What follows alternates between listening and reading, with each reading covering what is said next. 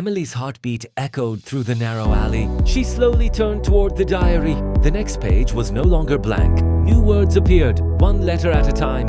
"You are being watched." Emily looked over her shoulder. The alley was empty. No footsteps, no voices, only the sound of rain dripping from the rooftops. Then, a shadow moved across the wall. She spun around. Nothing. Her breathing grew heavier. "Who's there?" No answer. Suddenly a deep voice spoke behind her. "You shouldn't have opened it." Emily gasped and turned. An elderly man stood beneath a broken streetlight. He wore a dark coat and carried an old leather satchel. His face looked tired. His eyes looked terrified. He wasn't looking at Emily. He was looking at the diary. "You can see it too?" Emily asked. The old man nodded slowly. "I've been running from that diary for 32 years. Emily stepped closer. "What is happening to me?" The old man looked around carefully before answering. "The diary doesn't predict reality. It edits it." Emily froze. "What do you mean?"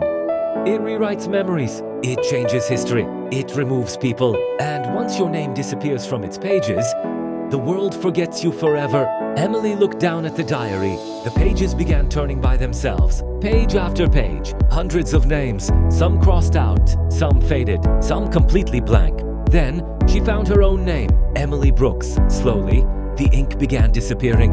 No, she desperately rubbed the page. It made no difference. The letters continued fading.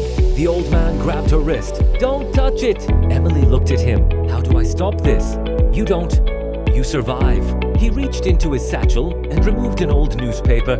The headline read, "Local librarian vanishes without a trace."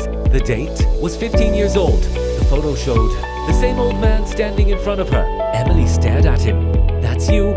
The old man smiled sadly. "I disappeared 15 years ago, but somehow I'm still here." Emily could barely breathe. "If you disappeared, then how can I see you?" "Because I'm trapped between the old reality and the new one." A loud church bell echoed across the city. The old man's face suddenly changed. "They're coming." "Who?" He looked terrified. The editors. Before Emily could ask another question, every clock in the city stopped at exactly 9 p.m. Cars froze in the middle of the road. Birds stopped in the sky. Even the rain hung motionless in the air. Time had stopped. Only Emily, the old man, and the diary could still move. From the end of the alley, 3 people dressed in black slowly walked toward them. Each carried an identical black diary. Their faces were hidden behind smooth white masks. None of them spoke. The first one opened his diary. A sentence appeared. "Erase Emily Brooks." The second figure smiled beneath the mask. He tore the page out. At that exact moment, Emily felt a sharp pain in her chest. She looked down. The edges of her hands were becoming transparent. "No!" The old man shouted. "Run!" Emily sprinted through the frozen city. The masked figures walked calmly behind her. They never ran. They didn't need to. Every street Emily entered changed. Buildings moved. Roads ended where they never had before.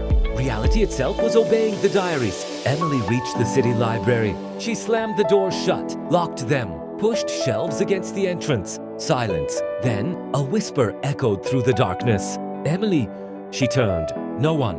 The whisper came again. Second floor. Holding the diary tightly, she climbed the staircase. At the very top, she found a single wooden door. It had no handle, only a silver symbol. The same symbol engraved on the diary's cover. When Emily placed the diary against the symbol, the door unlocked by itself. Inside, thousands of ancient black diaries covered the walls from floor to ceiling. Some were burning, some were chained shut, some floated in the air, turning their pages without anyone touching them. In the center of the room stood a stone pedestal. On it rested one diary unlike the others. It was completely white. As Emily stepped closer, the white diary opened. Only one sentence appeared. "If you want your life back, find the author." Before she could read another word, a loud crash echoed downstairs. The library doors had been broken open. The masked editors had found her. The lights flickered. Every black diary in the room suddenly opened at once. Thousands of pages turned together. The sound filled the entire building. Emily slowly looked toward the doorway. One of the masked figures was already standing there. He pointed toward the white diary, then spoke for the very first time. "She was never supposed to find it." The screen fades to black.